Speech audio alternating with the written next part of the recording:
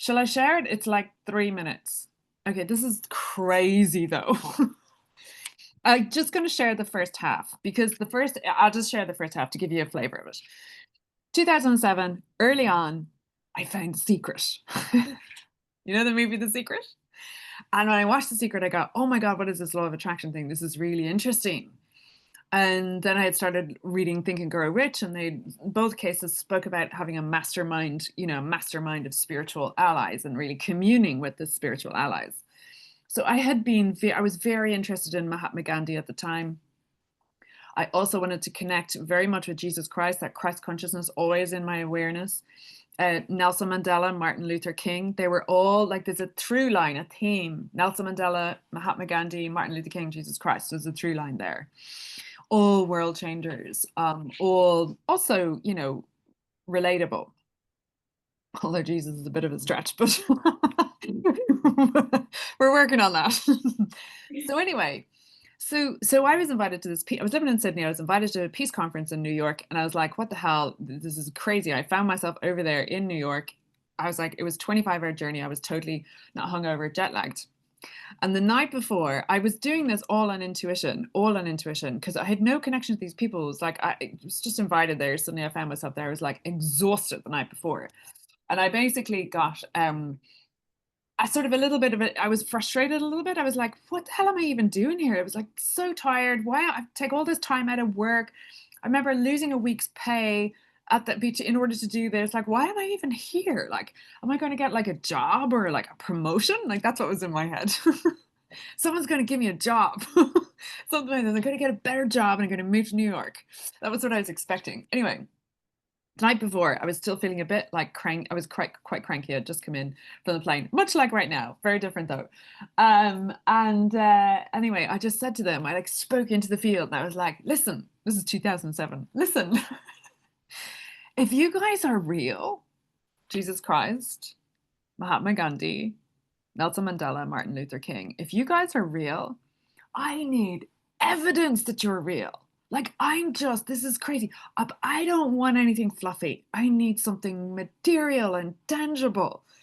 So please, I need to have some evidence. So I followed the formula and let it go. Like, I really let it go. Because then I went to bed and I was exhausted. So anyway, next day I woke up, next morning, I was sitting at breakfast reading the Tibetan Book of the Dead, or Tibetan Book of Peace, actually.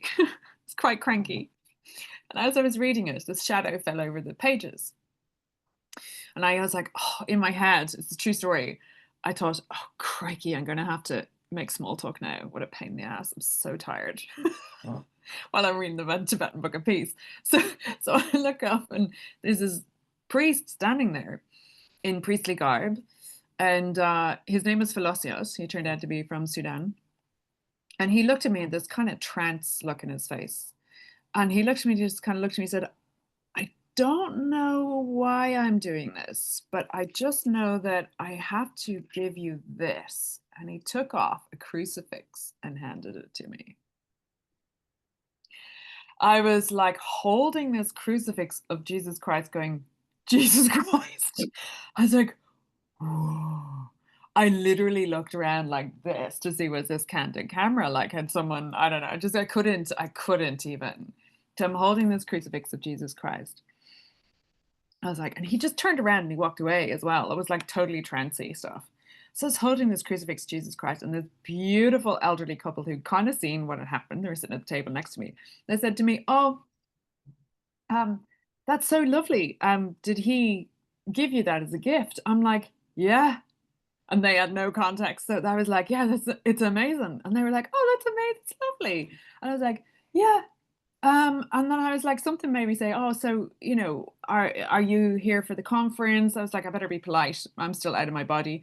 Are you here for the conference? And they said, are you speaking to me? I'm like, God, no, I'm just getting in the back door, just coming in as a delegate. I said, what? Something made me ask a question. Why are you speaking? Or what are you doing here? And the man turned around and he said to me, actually, I'm speaking about my grandfather, Mahatma Gandhi. Oh. I'm holding a crucifix of Jesus Christ, speaking to Gandhi's grandson. And he turned out to be the keynote speaker. And on the very first page of his speech was that very famous picture of Martin Luther King standing in front of the picture of Mahatma Gandhi when MLK went to visit Gandhi. And 4 pages in, there's a photograph of Nelson Mandela standing next to Mahatma Gandhi's statue in South Africa, in Pietermaritzburg, where he got thrown off the first class train, which started his whole journey. So they all came together. It was wild. There's a whole other chapter that came around, another convergence that happened again with all 4 of them in 2016. But it's too long a story, I won't go into it now. Just to say, the same pattern came around again, all converging in one place. So what led to this crazy I still was looking, why did I go to that conference? Like for a year, it took me 2 years to get the fact that actually I went there to have that synchronicity.